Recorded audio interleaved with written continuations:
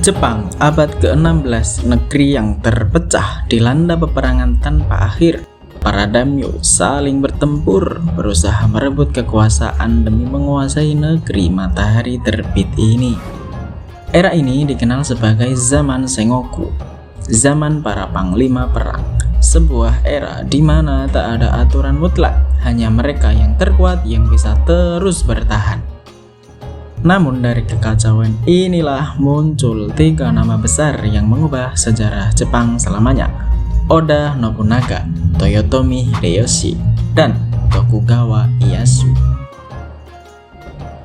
Dari ketiga tokoh ini, Oda Nobunaga lah yang pertama kali mengguncang tatanan lama, menghancurkan musuh-musuhnya dan hampir menyatukan Jepang sebelum akhirnya dikhianati oleh bawahannya sendiri.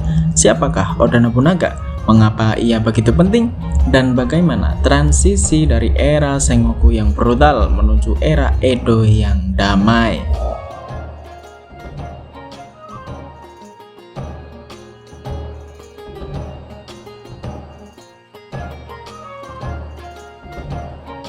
Jepang pada abad ke-15 dan 16 adalah negeri yang terpecah belah. Kekuasaan kaisar hanyalah simbol saja, sementara para daimyo, penguasa feodal, berperang tanpa henti untuk memperluas wilayah mereka.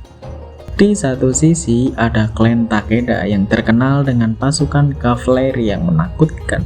Di sisi lain ada Uesugi yang tangguh, klan Mori yang berpengaruh di barat, dan masih banyak lagi. Tak ada perdamaian, tak ada hukum yang benar-benar dihormati, hanya kekuatan yang menentukan siapa yang berhak memerintah.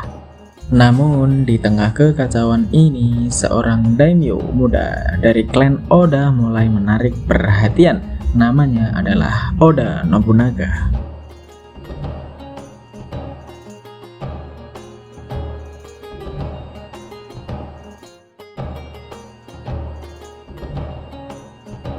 Nobunaga bukan daimyo biasa. Ia berpikir jauh lebih maju dibanding lawan-lawannya. Di saat para samurai masih mengandalkan pedang dan busur, Nobunaga justru melihat potensi besar dalam senjata api.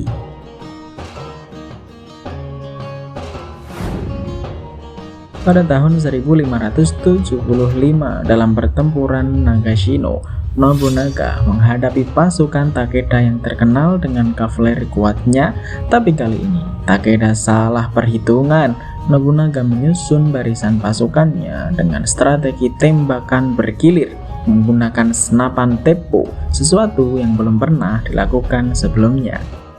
Saat pasukan berkuda Takeda menyerbu, mereka dihujani tembakan bertubi-tubi. Hasilnya, pasukan Takeda dihancurkan dan Nobunaga membuktikan bahwa strategi modern lebih unggul daripada cara lama.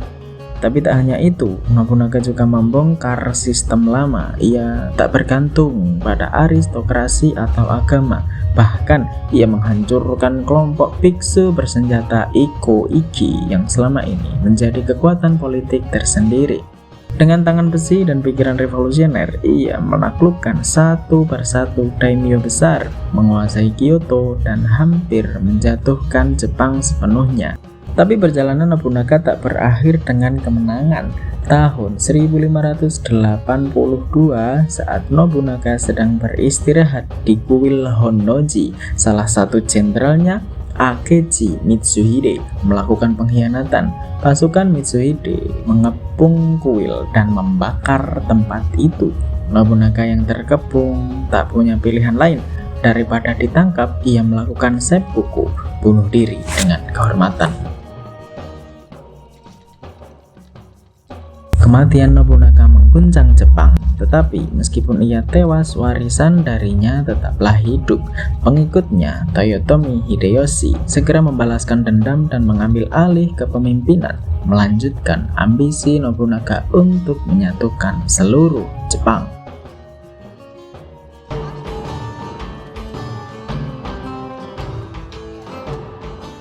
Hideyoshi berhasil menyatukan Jepang pada tahun 1590, tetapi setelah kematiannya pada 1598 terjadi perebutan kekuasaan, dan inilah saat di mana Tokugawa Ieyasu bergerak. Pada tahun 1600, dalam pertempuran Sekigahara, Tokugawa mengalahkan sisa pasukan Hideyoshi dan menjadi penguasa tertinggi di Jepang. 3 tahun kemudian, ia mendirikan Keshogunan Tokugawa, mengawali periode Edo, era perdamaian yang berlangsung lebih dari 250 tahun. Jepang yang dulunya dilanda perang tanpa akhir kini memasuki masa stabilitas dan ketertiban. Semua ini tak akan terjadi tanpa langkah awal yang dilakukan oleh Oda Nobunaga.